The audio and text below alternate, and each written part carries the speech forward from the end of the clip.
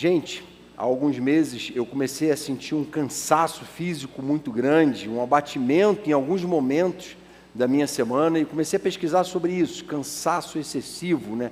Sintomas desse cansaço excessivo e alguns sinais de que você está enfrentando esse esgotamento são, por exemplo, dor de cabeça, dores pelo corpo, problemas com sono, falta de concentração e irritabilidade.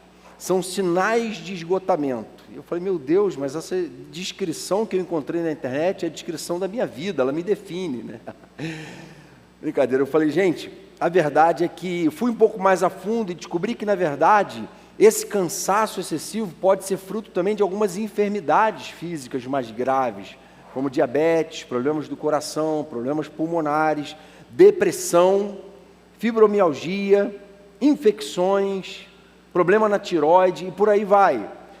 Ou seja, esse cansaço e essa exaustão que às vezes a gente vive relacionado a uma vida muito corrida, a uma agenda muito cheia, a um excesso de informação que bombardeia a gente o tempo todo, mostra para a gente que existe uma relação estreita entre saúde física, entre boa alimentação e uma vida fisicamente de cuidado, ou melhor, de cuidados físicos, que está estreitamente relacionada à nossa vida espiritual.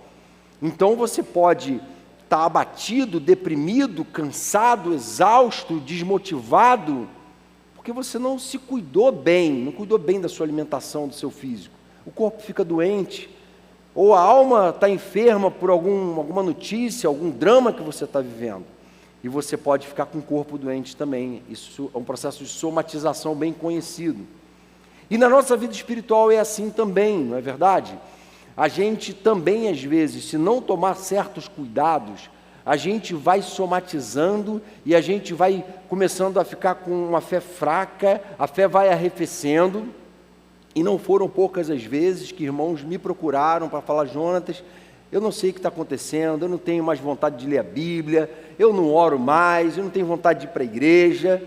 Há um arrefecimento da fé que tem a ver, sim, com alguma atitude ou falta de atitude nossa. É isso que a Bíblia mostra para a gente. A Bíblia ensina para a gente que a gente não pode fazer nada pela nossa salvação. Nós fomos salvos pela graça. Salvação é dom de Deus, não de obras, para que ninguém se orgulhe. O apóstolo Paulo fala assim, não por algo que você tenha feito para merecer. Jesus fez tudo o que era preciso ser feito para que eu e você fôssemos salvos. Já fez na cruz, já está pago o preço, como a gente cantou aqui. Mas quanto a gente viver uma vida cheia do Espírito Santo, uma vida santa, aí não, aí ele não fez tudo. Aí a Bíblia tem vários imperativos sobre a gente buscar ser cheio do Espírito, sobre a gente se santificar, porque há sim, na santificação, uma cooperação da nossa parte. Paulo fala assim em Romanos 12, 11, nunca falte a vocês o zelo, sejam fervorosos no Espírito, sirvam ao Senhor. Paulo está ordenando a igreja em Roma que seja fervorosa no Espírito. E a verdade é que muitas vezes a gente perde o fervor. A gente pode viver uma vida espiritual apática, uma vida espiritual infrutífera, e esse não é o propósito de Deus para nós. E Ele quer que a gente persevere na busca dele, de tal forma que isso não venha acontecer. E a parábola que a gente vai ler agora, em Lucas 18, fala sobre isso. Parábola do juiz Inico. Diz assim, Mateus 18, verso 1. Então Jesus contou aos seus discípulos uma parábola para mostrar-lhes que eles deviam orar sempre e nunca desanimar. Ele disse, em certa cidade havia um juiz que não temia a Deus, nem se importava com os homens. E havia naquela cidade uma viúva que se dirigia continuamente a ele, suplicando-lhe, faze-me justiça contra o meu adversário. Por algum tempo ele se recusou, mas finalmente disse a si mesmo, embora eu não tema a Deus e nem me importe com os homens, esta viúva está me aborrecendo, vou fazer-lhe justiça, para que ela não venha mais me importunar. E o Senhor continuou, ouçam o que diz o juiz injusto. Acaso Deus não fará justiça aos seus escolhidos que clamam a Ele dia e noite? Continuará fazendo-os esperar? Eu digo a vocês, Ele lhes fará justiça e depressa. Contudo, quando o Filho do Homem vier, encontrará fé na terra? A gente sabe que parábolas foram contadas pelo Senhor como histórias criadas que não foram reais. Elas tinham um objetivo meramente pedagógico, didático, de fazer as pessoas enxergarem lições a respeito do reino de Deus e da nossa relação com Deus. Jesus fala assim, olha, eu falo por parábolas para que alguns vendo não vejam, mas quem tem o Espírito Santo, tem discernimento, vai entender o que eu estou falando. Quem nasceu de novo vai entender. E aí, a primeira coisa que essa parábola ensina para a gente é que o desejo de Deus é que eu e você oremos sempre. Esse é uma primeira e grande verdade que essa parábola pretende ensinar para a gente. E ela é declarada, anunciada logo no início. É interessante que Lucas faz questão de declarar, antes de contar a parábola, qual era o propósito dela. Isso não era tão comum. Ele fala assim, ele contou essa parábola para mostrar-lhes que eles deviam orar sempre e nunca desanimar. Tudo que a gente vai ler a partir de agora é para quê? É para que o povo de Deus entenda a necessidade de orar sempre e nunca desanimar. Não se trata de uma parábola que fala apenas sobre oração, mas ela fala sobre perseverança em oração, sobre a gente continuar num ato de dependência de Deus, de buscar a Ele, de ir em direção a Ele, de ouvir a voz dEle, de derramar nossa alma diante dEle, de nos humilhar diante dEle como gente que depende dEle. É isso que essa parábola quer que a gente faça, e não só faça de modo objetivo e pontual, mas que a gente continue fazendo mais e mais. Para quê? Para que a gente nunca desanime. Não tem como a gente não se deixar abater, ou melhor, a gente não ser abatido, e a gente não viver cada vez mais uma vida espiritualmente decadente, espiritualmente cada vez mais para baixo. Não tem como a gente não experimentar isso, se a gente não estiver vivendo uma vida de oração. A gente vai experimentar, é uma consequência natural de uma apatia, de a gente não estar cuidando do que é prioritário na nossa vida com Deus. Paulo fala em Gálatas 5,17, a carne deseja o que é contrário ao Espírito, e o Espírito o que é contrário à carne. Eles estão em guerra um com o outro, de modo que vocês não fazem o que desejam. Gente, crentes, acordem, vocês estão vivendo numa guerra constante, a guerra da alma pecadora de vocês com o Espírito Santo de Deus. A carne é a nossa alma pecadora, é a nossa natureza pecaminosa, e ela vive num constante conflito com Deus, com o Espírito Santo em nós. A carne deseja o que é contrário ao Espírito. E aí alguém já disse, não é, que numa rinha de cães, dois cães brigando, quem vai vencer? O que estiver melhor alimentado. Se tiver um que está mal alimentado, ele vai ficar fraco e vai perder a briga. É essa mesma ideia aqui. Também, alguém já usou uma ilustração da escada rolante descendo, né? Já tentou subir uma escada rolante que está descendo? Você não vai conseguir, se você não colocar uma força maior do que a força de movimento daquela escada para baixo. E essa é uma boa ilustração da nossa vida espiritual, porque eu e você temos a força da nossa natureza pecaminosa puxando a gente para baixo, atrapalhando a nossa relação com Deus, atrapalhando o nosso progresso. A gente quer subir, a gente quer crescer na nossa relação com Deus, a gente quer ir em direção a Deus, mas tem uma força constante puxando a gente para baixo.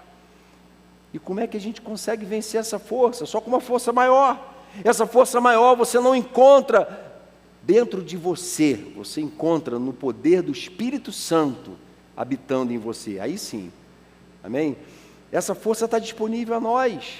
Não existe estagnação na vida espiritual.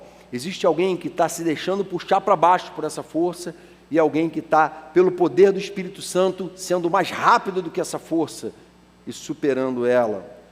Por isso Paulo diz em Tessalonicenses: orem continuamente, deem graças em todas as circunstâncias, pois esta é a vontade de Deus para vocês em Cristo Jesus. A outra versão dizia assim: orai sem cessar, orem sem parar, deem graças em algumas circunstâncias? Não, em todas as circunstâncias. A espiritualidade que o Evangelho ensina para a gente a desenvolver não é uma espiritualidade da meia hora que eu separo para Deus durante o meu dia para fazer uma devocionalzinha rápida, para cumprir tabela. Não é a espiritualidade em que eu passo a semana inteira nem aí para Deus e domingo eu vou à igreja cultuar com músicas bonitas. Não.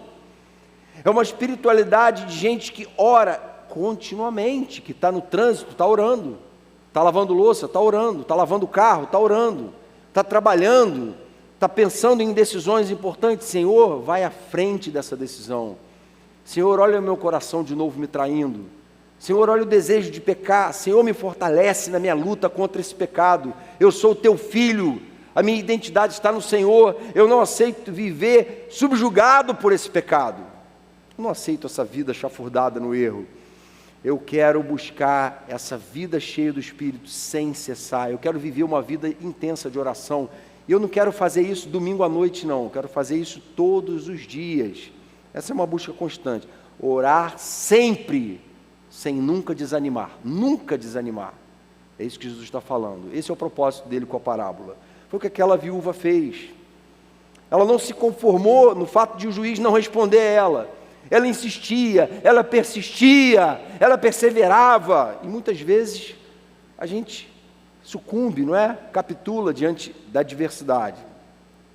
J.C. Ryle, o puritano conhecido, disse o seguinte, comentando essa parábola. Ele diz o seguinte: o temor da morte, algumas ferroadas momentâneas na consciência, ou alguns momentos de entusiasmo podem levar uma pessoa a começar a orar. Mas perseverar em oração exige fé. Somos propensos a sentir cansaço e a aceitar a sugestão de Satanás. Não há qualquer proveito na oração. Então chega a hora em que precisamos recordar em detalhes as palavras da parábola. Precisamos lembrar do que o nosso Senhor ensinou-nos expressamente: a orar sempre e nunca esmorecer. Há momentos que a gente precisa lembrar de que foi o Senhor quem nos deu essa ordem. E esse é o objetivo dele, em ensinar para a gente uma espiritualidade que seja integral, que tome toda a nossa vida diante dele. Porque não há outro meio de eu e você sermos vitoriosos sobre o mal do pecado no nosso coração. É uma música do Marcão que eu gosto muito, que diz... o problema do mal está diante do espelho. Eu gosto muito dessa expressão, dessa música. E o problema do mal, do nosso mal, está diante do espelho, está em nós. E o Evangelho confronta a gente. Por isso ele é fascinante, porque ele não é conivente, porque ele não é complacente com o erro. E muitas vezes a palavra de Deus é dura com a gente, mas isso é necessário, é o antídoto necessário contra o nosso pecado. Então você quer ser vitorioso contra o pecado, não tem outro caminho. É uma vida que persevera em oração. Segunda lição da parábola: Deus tem mais a oferecer do que o mundo. E aí é interessante que Jesus usa a figura de um juiz iníquo para falar assim: olha, existe um sistema judiciário de gente que está ali trabalhando, não movida necessariamente por amor. Gente que na verdade está ali como uma máquina pública para atender o público. E meio que assim, vou ter que atender, tá bom, vou atender, mas só para me livrar desse problema. Tem gente no sistema de saúde que a gente vive, que trabalha para resolver problema, tem que pagar as contas dela, ela tem que se livrar de problema. Tem muita gente no mundo que trabalha com motivações meramente egoístas, e é esse sistema que Jesus está colocando em evidência aqui. E ele coloca a figura desse juiz injusto, iníquo, mau, egoísta, para falar assim: olha, cuidado com em quem você está colocando a sua esperança. Às vezes há pessoas que colocam a esperança no chefe, no concurso público, num sistema de saúde, num tratamento. E Jesus fala assim, olha, ele relata esse juiz assim, embora eu não tema Deus e nem me importe com os homens, essa viúva está me aborrecendo e eu vou fazer justiça a ela só porque ela está me importunando. E toda essa figura Jesus usa só para contrastar o que o mundo tem a oferecer com o que Deus tem a oferecer. E a resposta dele é a seguinte, acaso Deus não fará justiça aos seus escolhidos que clamam a Ele dia e noite? Continuará fazendo-os esperar? Eu digo a vocês, Ele lhes fará justiça e depressa. Porque Deus é amor. Ele é movido na minha e na sua direção por um amor justo, santo e incondicional. Foi esse amor incondicional que levou Jesus a morrer na cruz, para que eu e você fôssemos absolvidos da nossa condenação merecida. É esse amor que move Deus a vir em nossa direção, e ninguém pode sair daqui nessa noite com dúvida sobre isso.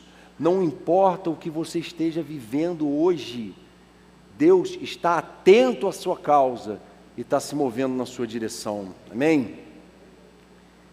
E a gente precisa confiar nele. Provérbio 3:5, confie no Senhor de todo o seu coração e não se apoie em seu próprio entendimento. Reconheça o Senhor em todos os seus caminhos e Ele endireitará as suas veredas. Confie no Senhor, gente, olha só, tem muita gente que está sofrendo porque não confia no Senhor, porque está tentando gerir a própria vida com base nas suas próprias forças ou no sistema iníquo, porque confia no lugar errado, no recurso errado. E o Senhor está falando, olha, Ele vai fazer justiça, é Ele que está atento à sua causa.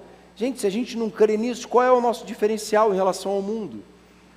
Se eu só creio naquilo que eu posso controlar, naquilo que eu posso pagar, no serviço que eu posso contratar, nas pessoas que eu posso mandar e controlar, tem coisa errada. Não é esse o Evangelho. O Evangelho ensina a gente a confiar em Deus. Ele fará justiça depressa. E o depressa dele pode ser demorado para a gente. Não é o nosso depressa, não é depressa segundo Jonatas, é depressa segundo Deus. O depressa dele é na perspectiva dele. Talvez o depressa dele seja daqui a 5, 10 anos. Ele não tem compromisso com o nosso imediatismo, mas o fato é que eu e você precisamos buscar, perseverar em oração, e a gente precisa confiar mais no que Deus tem a dar do que naquilo que o mundo pode estar tentando dar para a gente, e a gente acreditando nisso.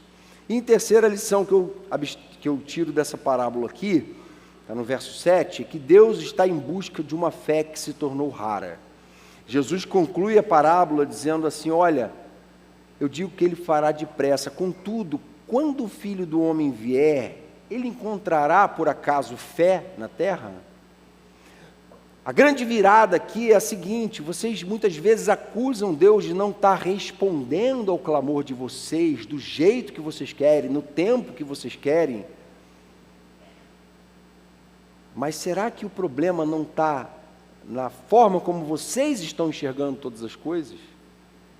Não sei se você já teve essa experiência de começar a orar por algum motivo, por alguma causa, e quando a gente começa a orar por aquilo, parece que Deus vai mudando a nossa forma de enxergar aquela questão. Parece que Deus vai fazendo a gente enxergar de outra perspectiva. E aquilo que para a gente era tão negativo, de repente a gente entende que não é tão negativo assim. Tem certos nãos de Deus que são grandes bênçãos.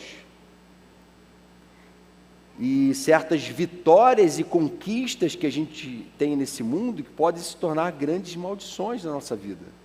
Então, o sim e o não, muitas vezes podem ser bênção, e de igual modo, se a gente estiver enxergando do modo como Deus enxerga.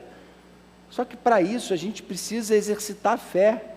E a grande questão de Jesus é, o problema não está em Deus estar atento, porque Ele sempre está atento. O problema está, será que Ele vai encontrar em mim e em você fé para discernir a direção dEle? Para falar, agora eu estou entendendo por que o Senhor não me deu isso até agora. Agora eu estou conhecendo o meu coração. Agora eu sei porque as coisas estão acontecendo como estão acontecendo.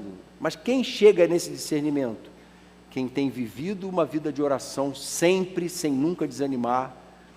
Quem tem aprendido a esperar no Senhor. Quem tem confiado em Deus mais do que no mundo. Esses, chega num dado momento que fala assim, agora eu estou entendendo tudo. E aí o Senhor pode voltar, porque vai encontrar fé nessa pessoa, porque ela vive uma fé virtuosa. Jó 35:9, olha a reflexão, ele diz assim, os homens se lamentam sob fardos de opressão, imploram que os libertem do braço dos poderosos, mas não há quem pergunte, onde está Deus, meu Criador? Os homens se questionam, ou questionam Deus, ou melhor, questionam os problemas que eles têm enfrentado. Com muita facilidade, as pessoas se vitimizam. E aí a reflexão de Jó é, mas ninguém diz, onde está Deus, o nosso Criador? Que de noite faz surgirem cânticos, que nos ensina mais do que os animais da terra, e nos faz mais sábios do que as aves dos céus. Muita gente reclamando de muita coisa, mas ninguém fala, peraí, há um Deus vivo e todo-poderoso, Criador dos céus e da terra, que inspira canções de louvor durante a noite, e nos ensina mais do que aos animais da terra. O que esse Deus tem a dizer sobre o que eu estou vivendo? Gente, talvez seja o caso de hoje você fazer o exercício de chegar em casa, fechar o quarto, sozinho, e falar, Senhor, olha aqui o que eu estou vivendo, olha o que eu estou sofrendo, olha o que eu estou padecendo, e eu sei que o Senhor é um justo juiz, como Davi no Salmo 51, né? O Senhor será tido como justo no teu falar, é puro no teu julgar, o Senhor não erra. Senhor, por que eu estou vivendo isso? Eu quero a tua resposta. A resposta do meu coração enganoso eu já sei. O meu coração pensa que é o que sabe de todas as coisas, mas não sabe. É do Senhor que eu quero a resposta. E é essa fé que Jesus quer encontrar na terra quando chegar aqui e me encontrar e encontrar você.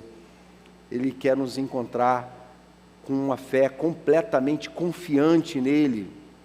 E será que a gente pode dizer que ele vai encontrar? Senhor, pode voltar hoje, que você vai me encontrar com essa fé completamente entregue, completamente dependente do Senhor. Nós somos o povo da fé, somos os guardiões da promessa de Deus. Somos aqueles que, buscando a Deus todo dia em oração e coração contrito, preservamos a fé, cada vez mais desprezada pela geração do fim, e a gente não pode abrir mão disso. Algumas aplicações. Primeira, aceite o desafio de orar tanto quanto possível. Essa primeira aplicação. Aceite esse desafio. Não é fácil para ninguém, é um exercício. Eu busco fazer esse exercício no meu dia a dia. Porque, gente, a gente tem uma natureza rompida com o Criador. E essa natureza empurra a gente para longe de Deus o tempo todo. E se a gente não remar contra a correnteza, se a gente não ir em direção a Ele, se a gente não buscar a Ele de todo o nosso coração, se a gente não derramar nossa alma diante dEle e declarar todos os dias com a cara no pó a nossa dependência dEle, nosso coração vai arrastando a gente para longe, a fé arrefece mesmo. E não adianta depois culpar a igreja, culpar o discipulador, culpar a Deus, não. Ah, mas eu estava indo na igreja todo domingo, eu ia à célula, mas você não regava o seu jardim, você não cultivava a sua relação com Deus, ela seca e morre mesmo. A gente precisa fazer isso. A santificação é um processo sinergístico, existe a participação tua e de Deus nesse processo. Não encontre um espaço para Deus na sua agenda, mas entregue a sua agenda completamente a Deus e diga para Ele, vem reinar sobre o meu tempo, sobre os meus recursos, sobre tudo que eu tenho e sou. Eu quero ter e ser para a glória do Teu nome. Eu quero viver uma relação de intimidade intensa com o Senhor. Eu quero viver uma vida que irradia a Tua luz, onde eu estou passando. E as trevas se dissipam, não tem lugar. Por quê? Porque eu ando na luz, minha vida é assim. Segunda aplicação: não se deixe satisfazer pelo pouco que o mundo pode oferecer, mas busque o mais de Deus. Cuidado com você se satisfazer com tão pouco que o mundo pode oferecer, com os recursos que o mundo pode te oferecer, porque o mundo vai te trair, vai te decepcionar, mas Deus não. Às vezes o mundo pode estar dizendo não para a gente direto, mas quando a gente está sensível à voz de Deus, a gente entende os propósitos dEle, a gente ouve o sim dEle para outras coisas. E eu gosto muito desse versículo que eu vou ler aqui, que eu volto e meia cito: se é somente para essa vida que temos esperança em Cristo, dentre todos os homens somos os mais dignos de compaixão. Nós, povo de Deus, não podemos ter esperança nas coisas dessa vida apenas, porque se a gente está fazendo isso, nós somos dignos de compaixão, somos miseráveis. Porque o que Deus colocou diante de nós é muito maior, o que Deus tem para mim e para você é muito maior do que a gente tem vivido.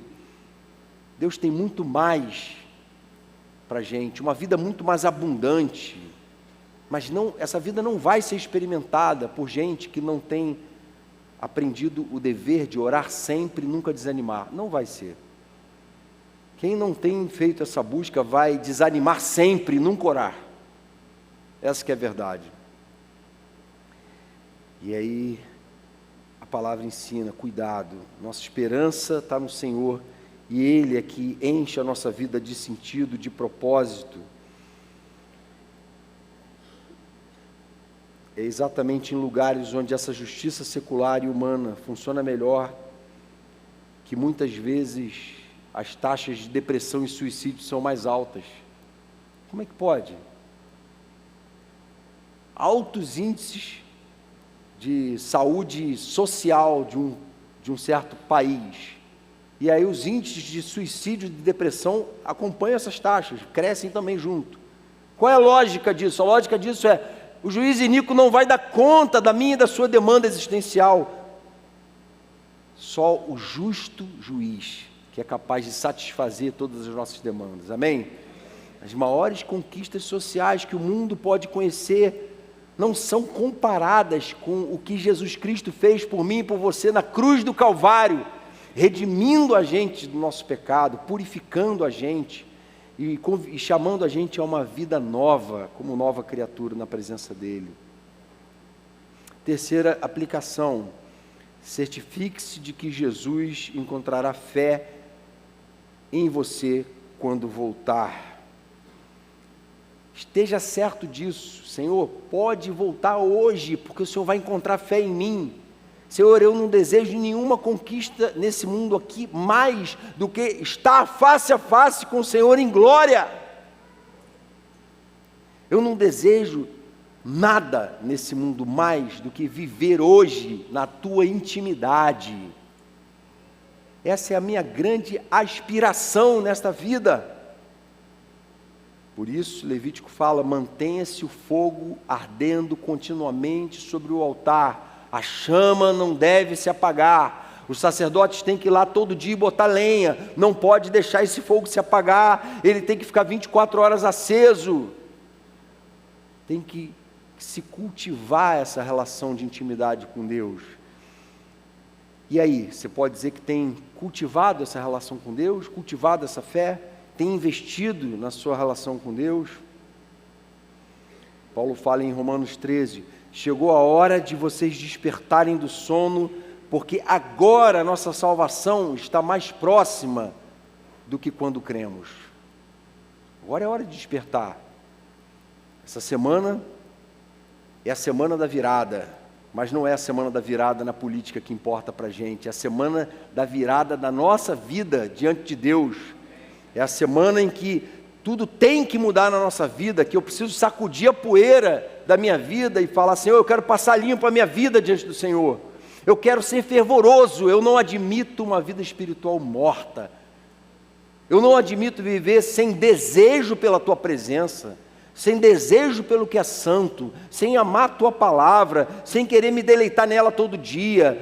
Eu não quero ter outros deuses nesta vida, eu quero ter só o Senhor, porque é o Senhor que me basta, é o Senhor que pode me satisfazer em nada mais. E é no Senhor que eu encontro sentido para tudo. E eu quero aprender a enxergar tudo como o Senhor enxerga. Por isso eu quero regar a minha vida com oração, do início ao fim da semana. Eu quero aprender esse caminho de uma espiritualidade que não se resume à assiduidade semanal à igreja, que não se resume a programas, mas que tem a ver com uma busca intensa e pessoal, diária, de uma vida íntima do Senhor. Gente, se isso acontecer, a gente vai ver o mundo mudar, começando desse lugar. O mundo muda quando o povo de Deus, que foi chamado por Deus a ser luz do mundo, muda. Se a gente acreditar no que foi pregado aqui hoje, se a gente acreditar nessa pregação de Jesus, gente, o mundo vai mudar à nossa volta, a gente vai enxergar tudo diferente. Se a gente entender o dever de orar sempre e nunca desanimar, gente, nossos conflitos interpessoais vão acabar, problema de pai com filho, de filho com pai, de marido com mulher, eles vão estar lá, mas a gente vai ter maturidade espiritual para tratar eles, porque a gente vai estar cheio do Espírito Santo. Como a gente brinca às vezes falando, está no óleo, hein? Hoje o irmão está no óleo, né?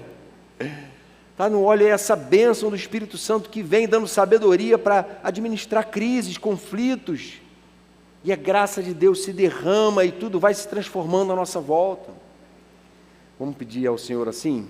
Senhor querido, obrigado, porque o Senhor não é um juiz iníquo, o Senhor é um juiz santo, o justo juiz, e é o Senhor que sabe o que é melhor para nós, e é o Senhor quem está atento à nossa causa, e o Senhor é o maior interessado em responder ao nosso clamor, mas nós reconhecemos que muitas vezes sofremos demais por falta de fé, porque estamos apegados demais à nossa forma de enxergar a nossa própria vida e a realidade da nossa volta. Por isso, vem nos tratar, Senhor, vem nos dar um coração quebrantado e pronto a ouvir a Tua voz, a Tua direção, o Teu sim e o Teu não, a nos submeter ao Teu governo soberano sobre a nossa vida. Vem nos fazer gente que ora sempre e nunca desanima, vem nos fazer gente que persevera em oração, gente, Senhor, que está muito bem alicerçada na rocha, por isso pode vir enchente, pode vir tempestade, pode vir tribulação, e a gente continua apegado ao Senhor, nossa rocha segura, para a glória do Teu nome, Senhor. Amém, Jesus.